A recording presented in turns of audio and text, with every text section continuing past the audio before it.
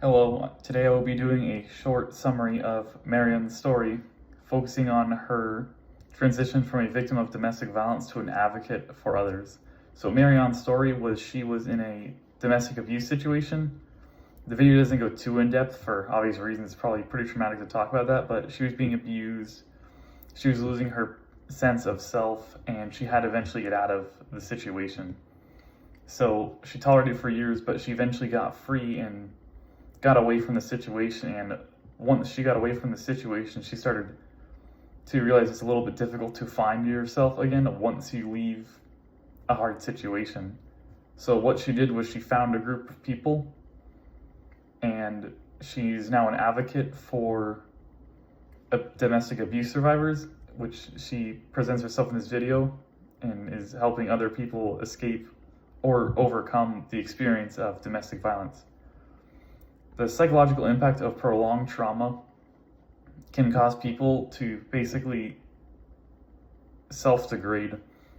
It's almost as if a person is doing well in a subject, and while they're doing the correct thing, they're being told by the abuser that they are doing the wrong thing. Eventually, this will reprogram you, and it'll basically erode your sense of self because the things you know are right are being punished, and you are forced to act in a way you wouldn't normally act, which erodes your character and yourself over time. And it can affect you later on, even when the threat is gone. Your mind still remembers. Even if it's not the physical memory, it still has the emotional memory. The factors that contributed to Marianne's resistance were, one of them was internal strengths for her being able to get away. That takes a lot of strength to jump out into the unknown. And hers was the threat of safety. So I guess that was the pushing and deciding decision to get her into leaving. She went to therapy, which helped a little bit. It basically talked her down, saying, hey, it's not your fault. It just happened, and you did the right thing by getting away. And then she found her community, which helped her share and get off her chest, again, the issues she faced, and now she can help other people who are similar to her recover, and she gets to help a community, and she gets a purpose to be a part of this new community. Explain the concept of post-traumatic growth and its dimensions available in Marianne's story. So post-traumatic growth is when you overcome the situation, you start to have to rebuild your sense of self and overcome the previous threat. It was applicable in her story because she was able to overcome and find herself again and became comfortable around people again and able to talk about abuse to other people to help them. How would you answer the question of why some people are able to overcome trauma and adversity while others are not? Well, it also depends on, yet again, it's a little bit of inheritance. The way your mind processes stuff and the situation. Some people just aren't very well stress versed. They just can't understand why situations a certain way, and therefore if you can't know what's going on, you can't overcome it. Other times it's impossible to overcome the adversity. Like if you live in a state like Northeast where financials, you're not going to get out of poverty working there. You're stuck. You got to move, and if you don't move, you're not going to overcome the adversity. It's not possible.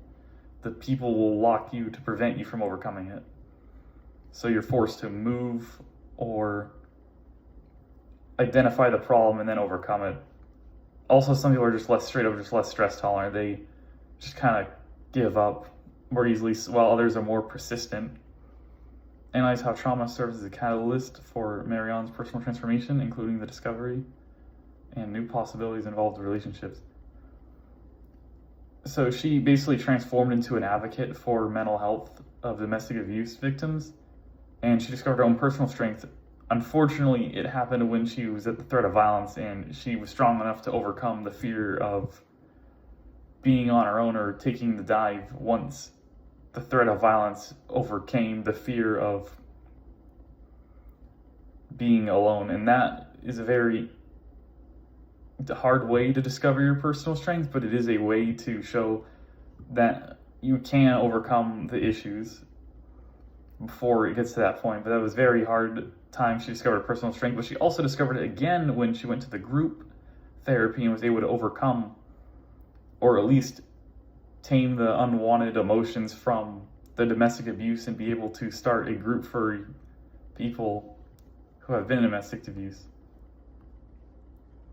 And she's now able to improve her relationship with her community and is able to help others. Reflect on the significance of transforming personal trauma into a force for supporting and empowering others.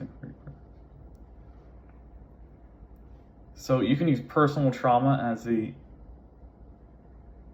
way of supporting and empowering others by allowing to empathize with them. So let's say your friend is moving to a new town and he's a little bit nervous and he needs some help. I have also moved to a new town and was a little bit nervous and need help, and I can show him that it was a little bit, I wouldn't say traumatic, but it was hardship. And you use the hardship to empathize and bond with others, saying you both went through the same hardship, and that would allow you to make a connection with this person you're trying to help. And once the person knows you're similar to them, they're more receptive to information from you, and then you can use that information you give them to help them.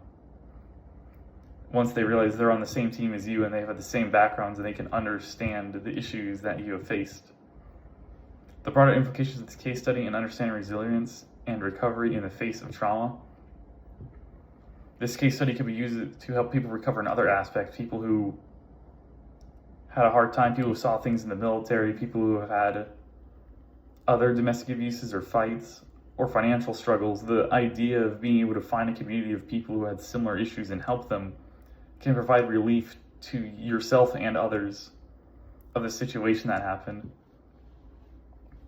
I think this case study has broader implications on the study of it and how to prevent this for future people, and how to even reach out enough to give advice to prevent the trauma from even starting in the first place, and allowing people who are victims of domestic abuse to identify the signs of people who may be abusers before it ever happens. That could be an advocate group that is created from the people who want to help domestic abusers prevent future trauma, or their kids to prevent the trauma that they went through. And that's my analysis of this case study, and have a good rest of the day.